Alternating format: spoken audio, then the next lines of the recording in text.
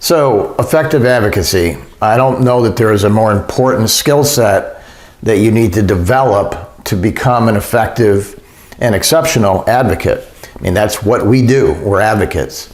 So, it's a skill that you're going to develop over time, and you're going to get better and better at it as you actually practice.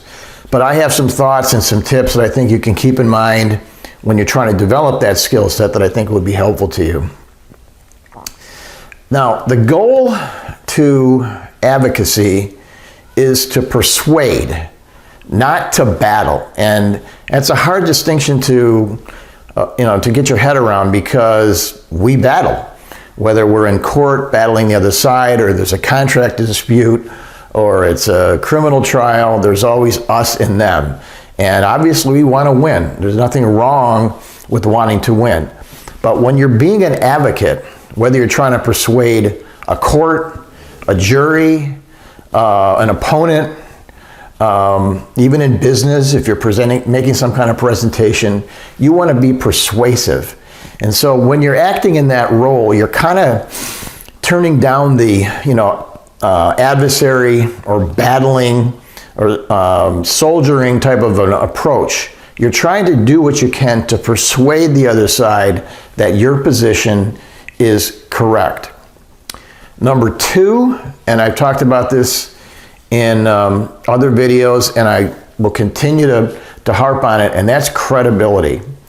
When you're presenting something, especially to a court, if you misstate the facts, if you misstate the law, and if you do, the court's going to find out about it, because your adversary is going to point it out, and the court's going to see it. And once you've done that, you have made an irreparable damage to your credibility. And I cannot emphasize enough how much that's going to affect your career. We're trying to persuade, not manipulate.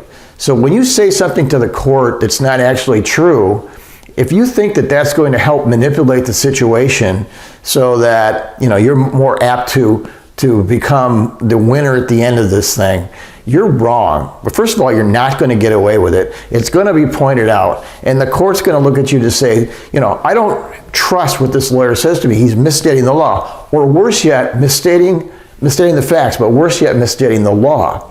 Citing a case that's been reversed, something like that. Like you're trying to put something over on the court.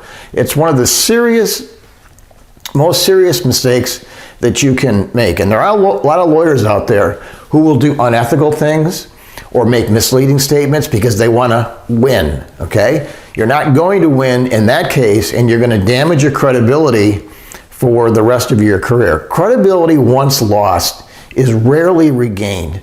You have to treat your credibility and your integrity as gold. Lawyers and judges talk to each other. And especially if you're in a smaller community, one misstatement of the law, or one lawyer feels that you have been less than truthful, or you're not credible, you're not trustworthy, that gets around. And once that happens, you're in a lot of trouble. Also, when we've talked about this in other videos, to be civil, personable, and pleasant. There is no reason why you can't be pleasant and professional and civil to the other side and still be an advocate. In fact, those are the best advocates. I can tell you that.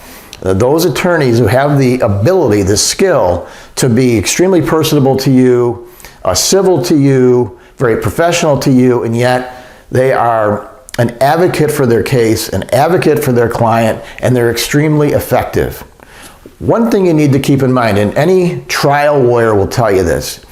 For example, in a jury trial, juries give money to people they believe and people that they like. That's just the nature of people.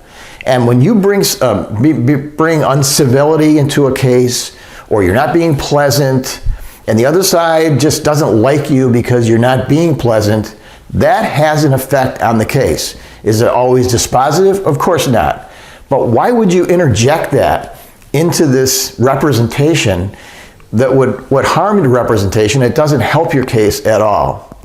The other thing that you need to keep in mind, and we've talked about this before, preparation. If you're going to be an effective advocate, you got to know the law, you got to know the facts better than your adversary. It makes you extremely effective. The other thing that you need to do in your advocacy is you need to exude confidence. Not cockiness, but confidence.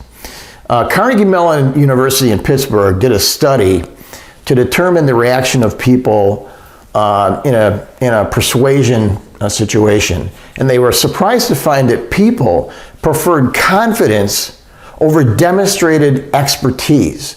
So someone who actually had expertise, who was a true expert, was not as persuadable as the person who exuded confidence.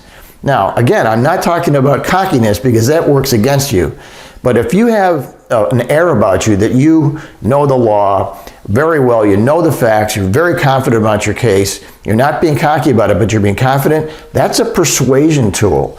That attracts people to your side. The last thing I talk about is whatever you're advocating, after you've done all the work, you've drafted the briefs, you've drafted the motion, you've drafted the appeal, whatever it is, you need to sit down and say, I want you to tell me what your position is in 2 to 3 sentences. Very short and very brief. What is the theme of your case? If you have that in the back of your mind, everything else gets filtered through that. And it's a very effective tool in your advocacy skill set. So there's lots of other things I could talk about in terms of being an effective advocate, but these are some of the things that I think would be important as you develop your skill set.